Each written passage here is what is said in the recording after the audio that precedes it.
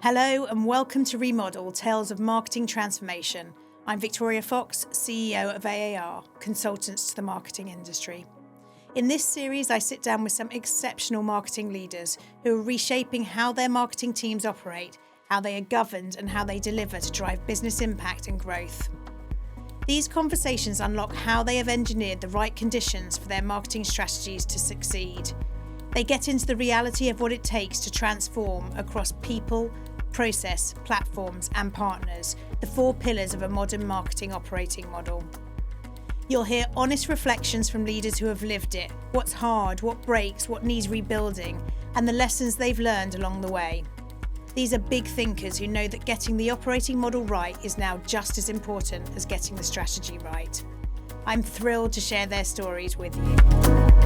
There is no team or function that is more impacted by constant change than marketing. I think first of all, you have to create kind of a high trust culture.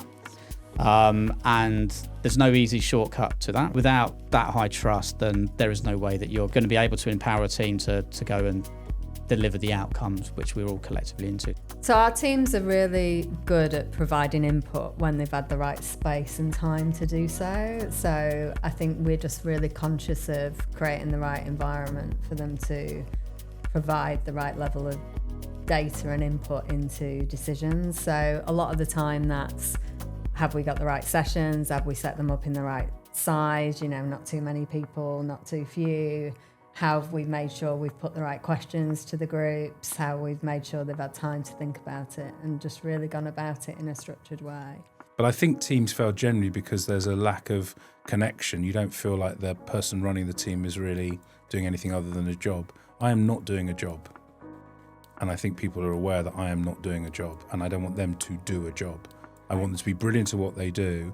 And also, our core values, and why do teams fail, there aren't any values. Our core values talk about generosity of spirit. Yeah, I think it is a challenge coming from the commercial world where that is a massive driver of performance. I think myself and Nikki have put a lot of effort in terms of focusing on what are the clear goals that our teams need to work against so that we are still focused on achieving our income targets for the organisation, because the more income we have, the more research we can fund fundamentally.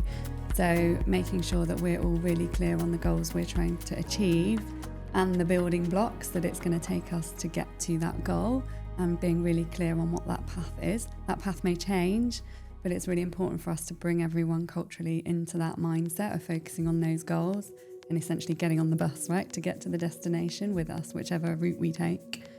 And his 3 pieces of advice for leaders are: always smile, never run, and that stage of the Christmas party where things are about to kick off, leave.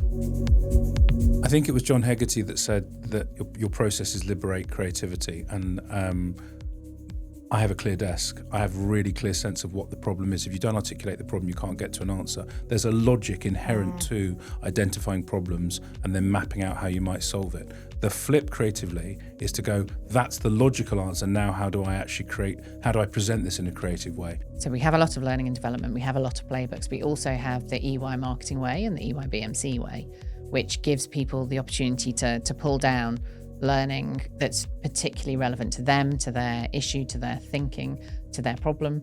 And that starts all the way from defining your audience, and there's a module in defining your audience, there's a module on realising your objectives, planning, and then we go into some of the more channel-focused or brand-focused pieces as well. So we always start with ensuring people have that access to learning and development. I don't think process has ever been the enemy of creativity. I think it's the foundation. So I think creative-led, process-enabled. How do we have creativity at the heart of human experience? And I think that is absolutely the sweet spot of many of our agencies, and they can grasp that and really make a difference.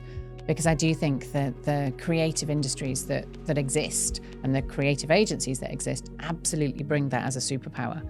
And I think we should be celebrating that and ensuring that we absolutely drive the tech, the process, the AI to make things simplified, easier, more efficient, more targeted.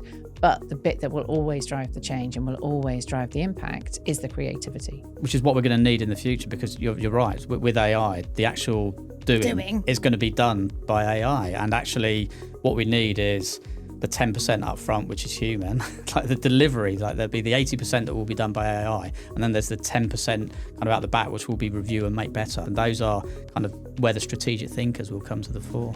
So I feel like we have to be really clear how we're using our data, the accuracy of it, the decisions we make off the back of it. Just simple things like understanding whether our audiences are interested in a particular area of cancer, maybe early diagnosis, if that's the way they've come into the system for us.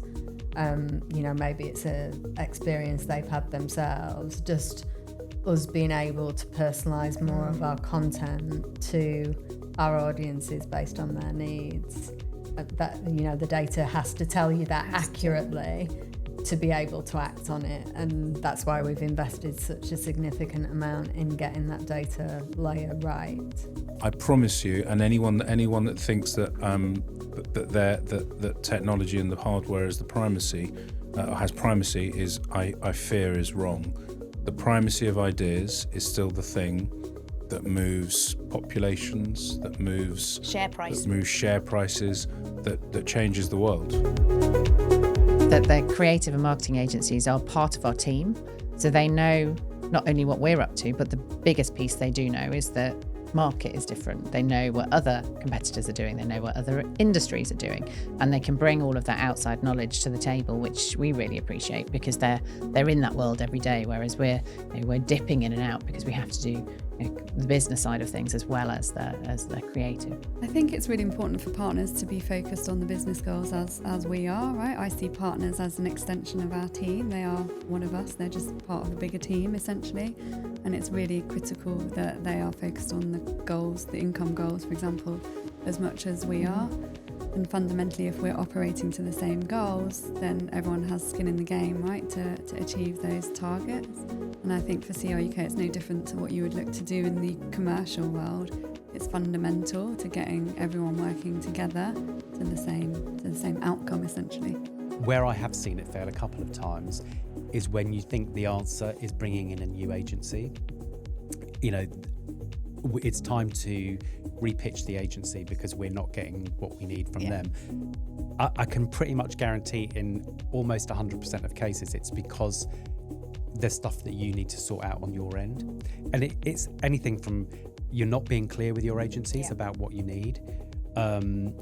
You're asking your agencies to work alongside the chaos that you've created because of your lack of process. Or equally, you're not helping your agencies understand the language of the business as well. That's the other thing, which is, the agencies can only understand as much of your business as you're prepared to help them understand. And if you feel like, I'm not getting what I need from my agency partners, it's because you need to be clearer with what it is you need. I've always been lucky to have long-standing relationships with the agencies that I've worked with, creative and media, and had some fantastic people. I think it is becoming more difficult for agencies to be more upstream, basically because of everything we've talked about around fragmentation. There's more going on, and also how boards now will focus on measurement. So I do think we are losing a little bit of the agency power that we used to have in the boardroom, and I'd love to kind of bring that back. It's always talking about the upside. Yes, it's difficult. Yes, we have too many asks for the task, and too much bread for the peanut butter. But actually, what it means is that you get to be involved in those decisions. You're right at the heart, you're at the creative heart of an organisation, and that will help you have those relationships. Everyone wants a piece of marketing. Everybody wants to be involved in marketing, and we should be really proud of that and proud of where we sit in an organisation and how we can help drive growth if we are implemented and impacting in the right way. I kind of feel we're going full circle because we used to have control of all the different levers. We used to have control of all of the P's, and I think we're going back there now as well. I think there was a long period of time where marketing, and perhaps we did this, just became synonymous with marketing communications. So yeah, I'm very optimistic. So I think it's being recognised that the full spectrum of marketing and people that can do that are going to be highly valued moving forward. Highly valued, agreed. I think in marketing we're quite guilty sometimes of fueling the perception that we can be a bit like the dream factory or the colouring in department. And when we're in certain environments, particularly in the boardroom, we have to talk the language of the business, and being able to demonstrate the role, the vital role that marketing plays, how it's contributing to results. That's on us, actually. It's very tempting to sort of bemoan the fact that people look at us sometimes, or people don't quite value marketing in the right way. Well, that's our account. We're accountable for that, not the rest of the business. We can fool ourselves in thinking that there is a beginning of transformation, but really usually what that just means is there's a new leadership team. But there is never an end to transformation. You're never going to get to that finish line.